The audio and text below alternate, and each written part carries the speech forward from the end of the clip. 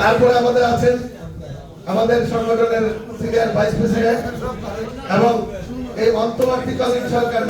তারপরে আমাদের আছেন অত্যন্ত প্রিয় এবং এই সংগঠনের অভিভাবক ভাইস প্রেসিডেন্ট জনাব বকুল ভাই। নাম বললাম না ভাই। তারপর আমাদের আরেকজন উপদেষ্টা আছেন, আপনি জানেন যে আমাদের মাঝে উনি দীর্ঘদিন আছেন, হাদায়াতুল্লাহ মীর আমাদের উপদেষ্টা এবং হাদায়াতুল্লাহ মীর সাহেব আছেন।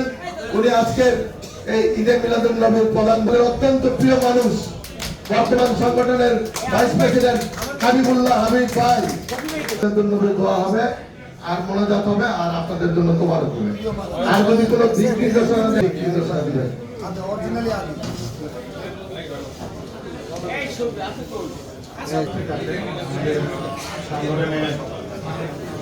সকল এক সময়কার সকল সেক্রেটারি এবং বর্তমানে ভাইস প্রেসিডেন্ট শফিউল্লাহ শফি ভাই একটু হাত তুলে ধন্যবাদ। সবাই হাত তুলি।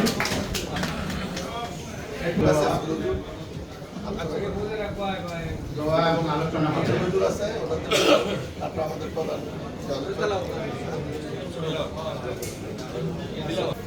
উনি হচ্ছেন আমাদের প্রিয় হানিফ ভাই। আমিও দুজন বলছিলাম যে আমি মাইকটা আমি একটু 2 মিনিট আমাদের উপদেষ্টা জীবন উজ্জীবিত করে রাখে। দীর্ঘদিন আমার কোমরের ব্যথার জন্য আমি মাঠে যেতে পারিনি। তারপরও সবার সাথে যে দেখা হয়েছে সত্যি আনন্দ লাগছে। সবাই যেন দয়া করি থাকে, সবাই একটু খেয়াল রাখবেন।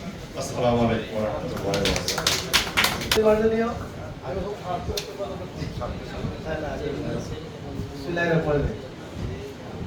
এই খুঁটিহীন নীল আকাশ ভুবন মাঝে তুমি কুদরতি মাইক্রোফোন আরেকটু কাছে না, কাছে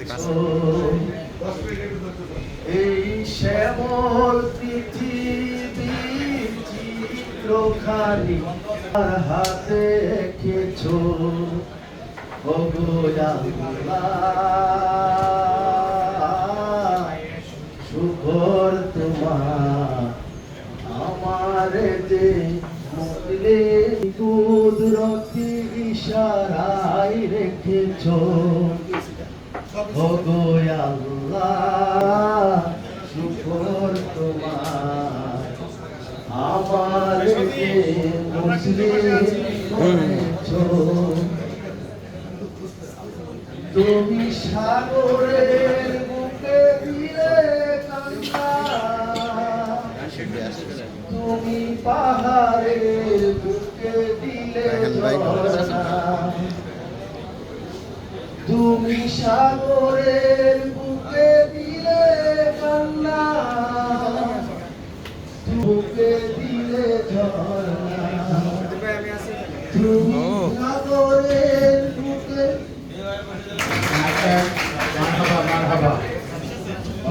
আসলে সবাই পর্ব শেষে আমরা আজকে এখানে উপস্থিত হয়েছি করে নাস্তা পর্ব। সংক্ষিপ্ত আলোচনা এবং দোয়া করবেন হেদায়েতুল্লাহ মীর ভাই, আমাদের দীর্ঘদিনের উপদেষ্টা।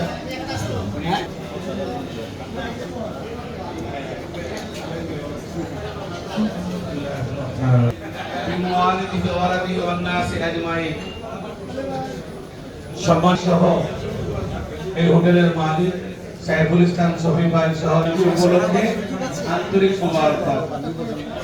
আওয়াজটা একটু বন্ধ করে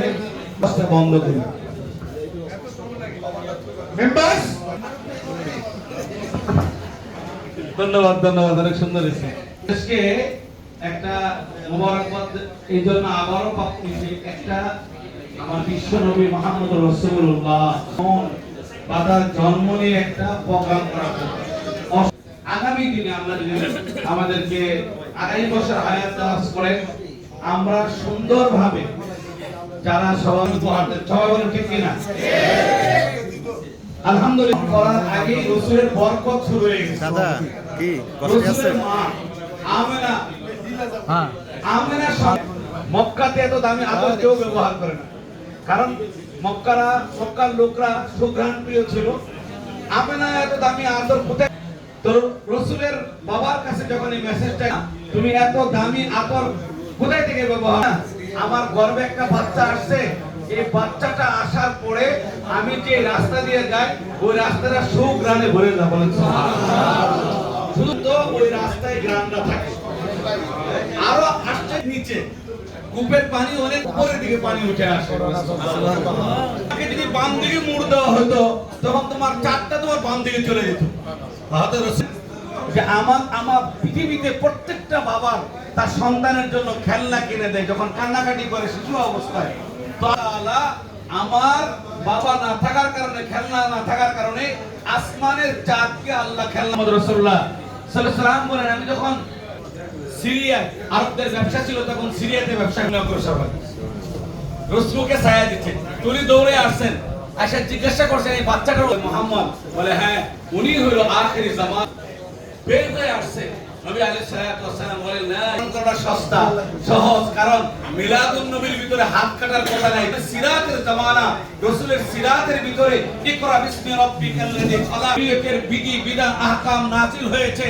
কেন ইসলাম এবং মুসলমানদের যা যা প্রয়োজন, আল্লাহর নবী রাষ্ট্র কিভাবে পরিচালিত হবে, সমাজ কিভাবে পরিচালিত হবে, সংসার কিভাবে পরিচালিত হবে, ব্যবসা কিভাবে পরিচালিত হবে, বই কিনে লিখছেন রাসূলের চরিত্র, রাসূলের জীবনী এক নম্বরে নিয়ে আসে। বলেন লেবাস পরিধান করে হাদিসের মাধ্যমে আমরা জান্নাতে যাব। আমি আবার আজকের এই সেক্রেটারি সাহেব সভাপতি এবং আমাদের মঞ্চে উপস্থিত আমার মুরব্বীবৃন্দ, সামনে উপস্থিত আমার উজ্জ্বল বাংলাদেশের সম্মানিত সদস্যবৃন্দ, আসসালামু আলাইকুম। আজকে ঈদে মিলাদুন নবী, নবী করিম সাল্লাল্লাহু আলাইহি ওয়াসাল্লামের ওনার জীবদ্দশায় এই দিনই কিন্তু রোজা রাখতেন সোমবার। ওনাকে প্রশ্ন করা হলো, আপনি রোজা রাখেন কেন? বলো যে আল্লাহর কাছে শুকরিয়া আদায়ের জন্য, আমার জন্মদিন সেজন্য আমি রোজা রাখি। তো আমরা সবাই এই দোয়াটা শিখবো। আর আরেকটা হাদিস বলে শেষ করবো, ওনার সুন্নাত উনি বলেছিলেন যে যারা এশার নামাজ জামাতে পড়বে তারা সারা